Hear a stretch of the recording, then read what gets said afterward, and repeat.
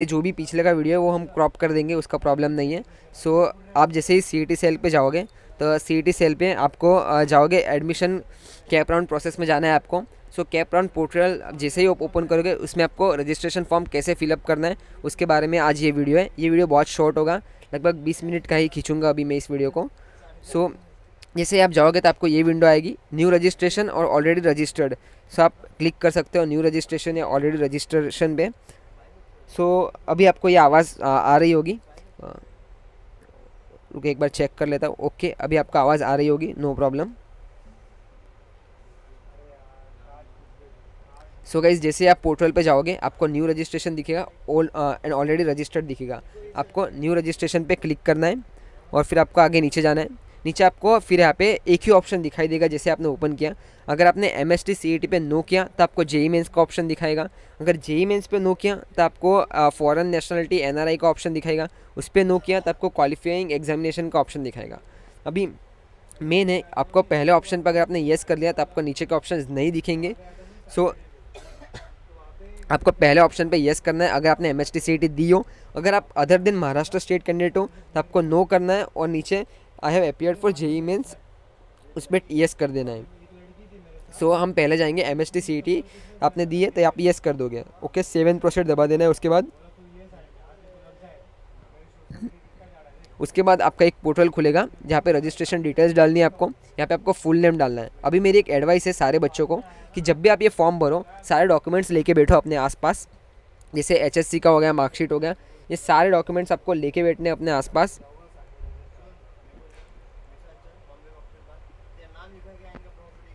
सो उसके बाद आपका एक, हाँ, सो आपको यहाँ पे अपना जो HSC के मार्कशीट पे जो नाम है वही लिखना है। जैसे जो भी फॉर्मेट में आपके HSC मार्कशीट पे गिवन है वही फॉर्मेट पे आपको लिखना है और कोई अलग फॉर्मेट में मत लिख देना। जैसे पहले सरनेम आती है, फिर नेम आता है, फिर फादर्स नेम आता है। सो आपको उसी फॉर्मेट में अपना नाम लिखना है।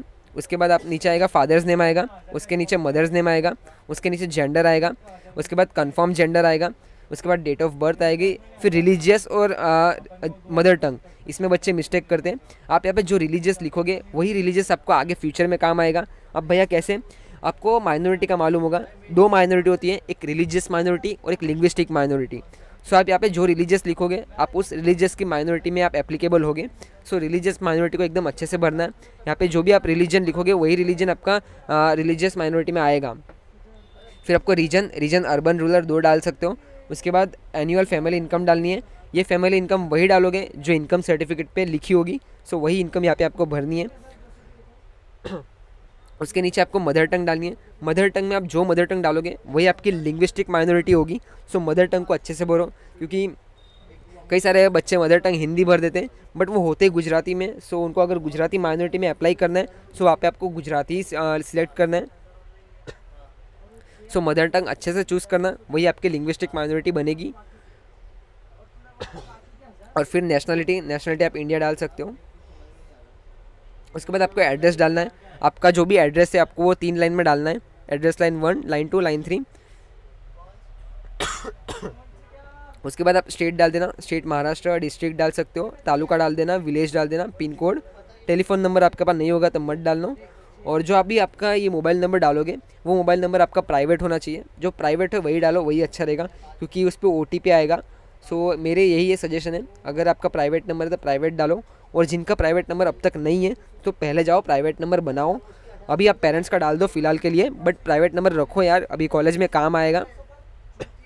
सो आपको यहाँ पे मोबाइल नंबर डालना है और उसी मोबाइल नंबर पे OTP आएगा। फिर आपको अप्लाई करना है। सो आपको और उसके बाद आपको यहाँ पे ईमेल आईडी डालनी है। ईमेल आईडी आपकी पर्सनल ईमेल आईडी होनी चाहिए। अब मेरी एक सजेशन है सारे बच्चों को कि यहाँ पे आप जो भी ईमेल आईडी डालोगे, यहाँ पे आप जो भी ईमेल आईडी डालोगे वो आपकी पर्सनल ईमेल आईडी होनी चाहिए। और वो पर्सनल इसलिए होनी चाहिए, और अगर आपके अब तक पर्सनल ईमेल आईडी नहीं है तो प्लीज़ बना लो, क्योंकि ये पर्सनल ईमेल आईडी आपकी ऐसी होनी चाहिए जो आपको कॉलेज में भी काम आएगी और बैंकिंग में। मतलब एक ऐसी ईमेल आईडी बनाओ जिसमें सब प्रोफेशनल काम हो सके। एक प्रोफेशनल ईमेल आईडी होनी चाहिए जिसमें आप बैंकिंग का मैसेज, बैंक का मैसेज आए, कॉलेज का मैसेज आए, सब काम के ही मैसेज आने चाहिए। ना ही कोई स्पैम मैसेज आना चाहिए कि या फेसबुक का मैसेज आ रहे, इंस्टाग्राम का मैसेज आ रहे, ईमेल आ रहे हैं। सो ऐसा नहीं होना चाहिए, एक आपकी प्रोफेशनल ईमेल आईडी होनी चाहिए, वही ईमेल आईडी बनाओ। उसके बाद आपको पासवर्ड लिखना है। सो यहाँ पे भी मेरा एक सजेशन है, और जो भी ये फॉर्म भर रहे हो, सो उस फॉर्म अपने पास एक बुक लेके बैठना, उस बुक पे आप ये यहाँ पे जो भी पासवर्ड लिखोगे उस बुक पे पासवर्ड नोट डाउन कर दो, क्योंकि लास्ट ईयर भी कई सारे बच्चे ऐसे होते हैं जो पासवर्ड भूल जाते हैं और फिर आप फॉरगेट पासवर्ड करते हो। सो मैं चाहता हूँ जो भी ये वीडियो देख रहे हैं उसके साथ ऐसा ना हो, तो पहले से ये पासवर्ड अपनी एक नोटबुक में नोट डाउन करके रखो। फिर आपको सेव एंड प्रोसीड पे क्लिक कर देना है। आपने जैसे ही सेव एंड प्रोसीड पे क्लिक किया, आपको OTP आएगा, वो OTP यहाँ पे डाल देना है, जिससे आपका मोबाइल नंबर वेरीफाई हो जाएगा कंफर्म। सो फिर जैसे ही मोबाइल नंबर वेरीफाई हो जाए, तो फिर आपको एक एप्लीकेशन आईडी आएगी। वो एप्लीकेशन आईडी जिस नोटबुक में आपने पासवर्ड लिखा है उसी नोटबुक में आपको एप्लीकेशन आईडी भी नोट डाउन कर देनी है। और ये एप्लीकेशन आईडी नोट डाउन कर देना, बच्चे भूल जाते हैं। जैसे आपने नोटबुक में नोट डाउन कर दिया, और एक इसके एक फ़ोटो भी लेके रखो, स्क्रीनशॉट लेके रखो, अपने मोबाइल में स्टोर करके रखो, जिससे फ्यूचर में बहुत काम आएगा। क्योंकि अभी आपका जो भी होगा वो एप्लीकेशन आईडी और पासवर्ड से ही होगा। सो एप्लीकेशन आईडी का एक फ़ोटो निकाल के अपने मोबाइल में स्टोर कर दो और नोटबुक में भी नोट डाउन कर दो। सो ये था। फिर जैसे ही आपने एप्लीकेशन आईडी मिल गई, उसके बाद एक लॉगिन पेज आएगा जिसमें आपको वही एप्लीकेशन आईडी डालनी है, वही पासवर्ड डालना है जो आपने नोटबुक में नोट डाउन किया। सो वहाँ पे डाल दो और साइन इन कर दो। सो जैसे ही साइन इन कर दिया, तो आपका ये 10 स्टेप वेरिफिकेशन होता है, 10 स्टेप प्रोसेस होता है, वो शुरू हो जाएगा, जिसमें आपने स्टेप 1 कंप्लीट कर दिया, जो है फिलिंग रजिस्ट्रेशन डिटेल्स। इसके बाद 9 स्टेप और है। सो मैं आपको डिटेल में बताता हूँ क्या क्या स्टेप्स हैं। फिल कैंडिडेट टाइप, उसके बाद fill home university and category details, fill special reservation details, fill qualification details, fill JEE mains paper 1 details, upload photograph and signature, upload required documents, pay application fee and confirm application form at facilitation centre FC centre. आपको जैसे ही आपका documents ये process complete हो जाएगा, registration हो जाएगा, तो आपको FC सेंटर में जाना है। आपको ओरिजिनल डॉक्यूमेंट्स भी ले जाना है और उनकी जेरोक्स भी ले जानी है। FC सेंटर में जाके उनको वेरीफाई करवाना है। वो लोग स्टैंप मारेंगे, साइन करेंगे, और जैसे उन्होंने साइन किया तभी आपके ये डॉक्यूमेंट्स वैलिड हो गए। और फिर आपको जैसे कैप राउंड में कोई भी कॉलेज अलॉट होगा, तो ये जो FC सेंटर के डॉक्यूमेंट्स हैं वो आपको कॉलेज में ले जाके फाइनली सबमिट करने होंगे। आपको ओरिजिनल डॉक्यूमेंट्स भी सबमिट करने पड़ेंगे कॉलेजेस में। सो FC सेंटर में जाना बहुत इंपॉर्टेंट है। और ये इस साल ऑफलाइन है, पूरा प्रोसेस ऑफलाइन है। लास्ट ईयर ऑनलाइन था, लास्ट ईयर ऑनलाइन था, बट इस साल ये प्रोसेस पूरा ऑनलाइन है, ऑफलाइन है। सो आपको ऑफलाइन FC सेंटर में जाके ही सारे डॉक्यूमेंट्स वेरीफाई करने होंगे। सो ये है। सो अभी हम स्टेप 2 की ओर बढ़ते हैं। स्टेप 2 में हम कैंडिडेट टाइप डिसाइड करेंगे। अब इसमें भी अच्छे से ध्यान से सुन लो, बच्चे यहाँ पे मिस्टेक करते हैं कैंडिडेट टाइप में ही। सो टाइप ए क्या है? अगर आपके पास डोमिसाइल है महाराष्ट्र का, या फिर आपका जो बर्थ है वो महाराष्ट्र में हुआ है, birth certificate indicating place of birth is in Maharashtra, तो आप टाइप ए में होगे। और फिर ये होगा टाइप ए के बारे में, डोमिसाइल या फिर birth certificate. Second type B. Type B में क्या, जिनका पेरेंट्स का डोमिसाइल महाराष्ट्र का है तो वो टाइप बी में आएंगे, मदर या फिर फादर कोई का भी हो सकता है, चलेगा। फिर टाइप सी। टाइप सी में वो है, अगर जो भी एम्प्लॉई है, जो भी आपके पेरेंट्स है, अगर वो गवर्नमेंट ऑफ इंडिया के एम्प्लॉई है और उनकी पोस्टिंग, अगर पोस्टिंग हुई है महाराष्ट्र के अंदर, तो महाराष्ट्र स्टेट के अंदर उनकी पोस्टिंग हुई है, और उनका जो उनकी जो पोस्टिंग हुई है वो कैप राउंड से एप्लीकेशन फॉर्म भरने से पहले होनी चाहिए, तो फिर आप एलिजिबल हो टाइप सी के ऊपर।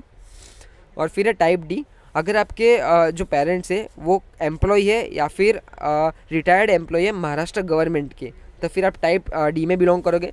अब सी में और डी में फ़र्क, महाराष्ट्र कर्नाटका बॉर्डर, अगर आपने महाराष्ट्र कर्नाटका बॉर्डर से HSC SSC पास की हुई है और आपकी मदर टंग मराठी है, तो आप टाइप ई में बिलोंग करोगे। और फिर नीचे आएगा आउटसाइड महाराष्ट्र कैंडिडेट्स।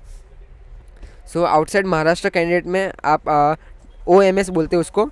सो वो कैंडिडेट आप भी सिलेक्ट कर सकते हो अगर आप आउटसाइड महाराष्ट्र से हो।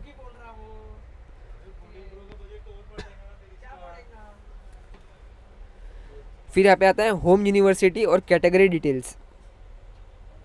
सो महाराष्ट्र में अगर टाइप ए आपने सिलेक्ट किया, तो टाइप ए में आप कौन सा डॉक्यूमेंट अपलोड करोगे। जैसे टाइप ए में 2 डॉक्यूमेंट्स हैं, डोमिसाइल और बर्थ सर्टिफिकेट, तो वहाँ पे आपको सिलेक्ट डॉक्यूमेंट करना है। फिर आपने SSC कौन से डिस्ट्रिक्ट से पास की है, HSC कौन से डिस्ट्रिक्ट से पास की है, उसका तालुका क्या है वो डालना है। और फिर आपका होम यूनिवर्सिटी यहाँ पे शो हो जाएगा।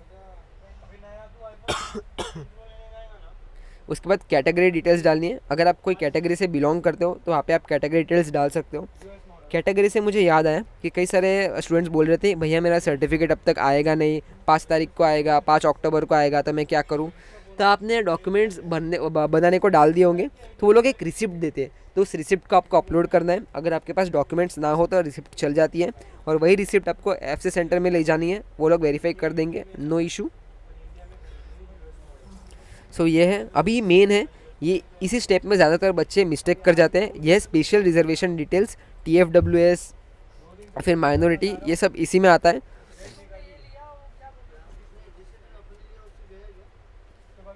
तो स्पेशल रिजर्वेशन डिटेल्स आपको एकदम अच्छे से भरना है। मैं आपको बताता हूँ, अगर आप PWD में आते हो, फिजिकली पर्सन विद डिसेबिलिटी, तो वहाँ पे आप PWD में टिक कर सकते हो। अगर आप नहीं आते तो नॉट एप्लीकेबल डाल दो। अगर आपके पेरेंट्स डिफेंस में आते हो तो नहीं आते हो तो नॉट एप्लीकेबल डाल सकते हो। फिर आपको यहाँ पे इनकम सिलेक्ट करनी है। इनकम आप वही डालोगे जो आपके इनकम सर्टिफिकेट पे होगी, आपने पहले भी डाली है तो वही डायरेक्ट शो हो जाएगी यहाँ पे। फिर do you want to apply for TFWS, तो आपको यहाँ पे येस करना है। अब TFWS किन बच्चों के लिए एप्लीकेबल है, जिन बच्चों की इनकम सर्टिफिकेट में 8 लाख से बिलो इनकम है, तो वो लोग सारे TFWS के लिए एप्लीकेबल रहेंगे। सो TFWS के लिए एक ही क्राइटेरिया है कि आपकी जो पेरेंटल इनकम होनी चाहिए वो बिलो 8 लाख होनी चाहिए, और अगर वो होगी तो आप TFWS में अप्लाई कर सकते हो। फिर आर्यन ऑर्फन नहीं हो तो नो डाल दो। यहाँ पे do you belong to minority, यहाँ पे येस करो। जैसे ही आपने येस किया तो याद है आपने ऊपर रिलीजन भरा था, सो रिलीजन में आपने अगर हिंदू डाला तो आपकी रिलीजियस माइनॉरिटी हिंदू हो गई। और आपने ऊपर मदर टंग भी भरा था, अगर आपने मदर टंग गुजराती डाला तो आपकी माइनॉरिटी, लिंग्विस्टिक माइनॉरिटी क्या हो गई, गुजराती हो गई। तो इस तरह से ये काम करेगा। आपने जैसे ही येस डाला तो यहाँ पे ऑप्शन आ जाएगा कि आपकी रिलीजियस माइनॉरिटी ये है और लिंग्विस्टिक माइनॉरिटी ये है, सो ये आ जाएगा। वराद में आपका डाउट्स बाद में लूँगा, ये जस्ट एक लाइव स्ट्रीम ख़त्म हो जाएगी तो उसके बाद मैं लास्ट में आपका एक डाउट ले लूँगा, चिंता मत करो। उसके बाद आपको क्वालिफिकेशन डिटेल डालनी है, SSC आपने कहाँ से पास की, कितने क्या नंबर आए, वो सब डाल देना है आपको। उसके बाद HSC का डालना है। HSC में सिर्फ आपको HSC सिलेक्ट करना है, रोल नंबर डाल देना है, और इसे आप रोल नंबर डाल दोगे और फैच दी HSC डेटा करोगे तो यहाँ पे ऑटोमेटिक सारा डेटा भर जाएगा, उसकी चिंता नहीं है। आपको HSC का भरना की ज़रूरत नहीं है, वो ऑटोमेटिक भर जाता है महाराष्ट्र के लिए। उसके बाद अगर आपने JEE मेंस दी हो तो यहाँ पे येस कर सकते हो, अगर JEE मेंस नहीं दी हो तो नो कर देना, और दी है तो फिर आप येस करके ही जाओ। वहाँ पे आप JEE मेंस का एप्लीकेशन डालो, फिर आपने कौन सी डेट को दिया था वो डालो, और फिर get JEE mains score data, JEE mains का स्कोर भी आ जाएगा। सो यहाँ पे आपका ये जो भी लिखने का मतलब सबमिट करने का काम ख़त्म होता है। यहाँ पे अभी आपका सिर्फ डॉक्यूमेंट्स अपलोडिंग बाकी रह जाता है। सो डॉक्यूमेंट्स अपलोड का एक बड़ा प्रोसीजर है। क्या है कि सबसे पहले आपको फ़ोटो और सिग्नेचर अपलोड करनी होगी। फ़ोटो का एक साइज़ है, उसी साइज़ के रेंज में आपको ये फ़ोटो अपलोड करनी है। फ़ोटो की जो साइज़ होगी वो 4 KB से बड़ी होनी चाहिए और 100 KB से छोटी होनी चाहिए। अब बच्चे बोलते हैं कि भैया मैंने मोबाइल से फ़ोटो ले लिया, अपलोड नहीं हो रहा, क्या करूँ। सो पहले प्ले स्टोर में जाओ, वहाँ पे एक इमेज कंप्रेसर नाम का ऐप आता है, वो डाउनलोड कर लो। वहाँ से इमेज को कंप्रेस करो 100 KB के अंडर। सो जैसे ही 100 KB के अंडर कंप्रेस हो गई तो यहाँ पे अपलोड कर देना। सिग्नेचर को भी उसी फॉर्मेट में अपलोड करना है। सो यहाँ पे आपको फ़ोटो और सिग्नेचर अपलोड हो जाएगा। उसके बाद अपलोड रिक्वायर्ड डॉक्यूमेंट्स, जो भी डॉक्यूमेंट्स आपने सिलेक्ट किए होंगे यहाँ पे आपको अपलोड करने होंगे। जैसे अगर आपने कैटेगरी होगी तो आपका nationality, certificate of Indian nationality, फिर नीचे बर्थ सर्टिफिकेट, उसके नीचे statement of marks SSC HSC, score card of JEE mains, और जो भी डॉक्यूमेंट्स यहाँ पे मांगेंगे वो सारे डॉक्यूमेंट्स आपको फिलअप करने हैं। आपका इनकम सर्टिफिकेट मांग सकते हैं, डोमिसाइल मांग सकते हैं, अगर आपने बर्थ सर्टिफिकेट डाला हो तो बर्थ सर्टिफिकेट मांग सकते हैं। जितने भी डॉक्यूमेंट्स आपके पास होंगे वो यहाँ पे आपको फिलअप करने होंगे। सो ये हो गया finally document submit. As per the rule mentioned in the information brochure, application fee will be displayed and select the checkbox on proceed to the payment and pay the application fee applicable by the payment method. So आपको यहाँ पे application फ़ी भर देनी है जो around 800 रुपये है। सो proceed to पे क्लिक कर देना है और आपको यहाँ पे पूरा एप्लीकेशन फ़ी भरना है जो 800 रुपये।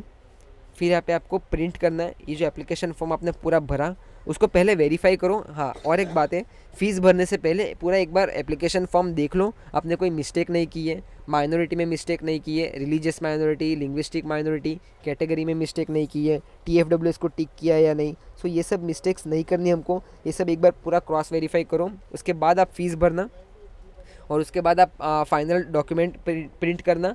Print verification form, application form, और यही एप्लीकेशन फॉर्म आपको फिर प्रिंट करके FC सेंटर पे ले जाना होगा।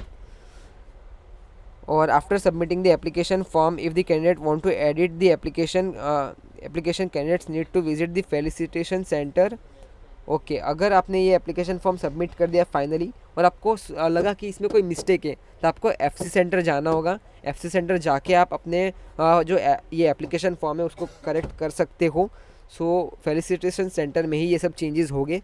और मैंने बता दिया, अब जो भी काम होगा फॉर्म भरने के बाद FC सेंटर पे ही होगा। FC सेंटर वालों के पास पूरा राइट्स होता है कि फॉर्म में कुछ भी चेंज करना है वो चेंज कर देंगे, नो डाउट। आपसे कोई भी मिस्टेक की हो तो आप उनसे चेंज करवा लेना। और यही था पूरा डॉक्यूमेंट प्रोसेस, इस तरीके से आपको भरना है। और it is mandate to candidate to verification of the application form, he और she needs to visit the nearest FC centre along with all the original documents for the verification of your application form। सो जैसे ये document भर दिया, इसका जैसे ये application form भर दिया, इस एप्लीकेशन फॉर्म का एक प्रिंट आउट निकालना है। उसके साथ जो भी आपने डॉक्यूमेंट्स अपलोड किए उन सब की ओरिजिनल कॉपी और उन सब की एक जेरोक्स कॉपी लेके आपको FC सेंटर जाना है। वहाँ पे वो लोग स्टैंप मारेंगे, सिग्नेचर करेंगे, तभी आपके सारे डॉक्यूमेंट्स वेरीफाई होंगे। और फिर वही डॉक्यूमेंट्स आपको लास्ट में कैप राउंड में जैसे कॉलेज मिल गया तो कॉलेज में जाके सबमिट करने होंगे।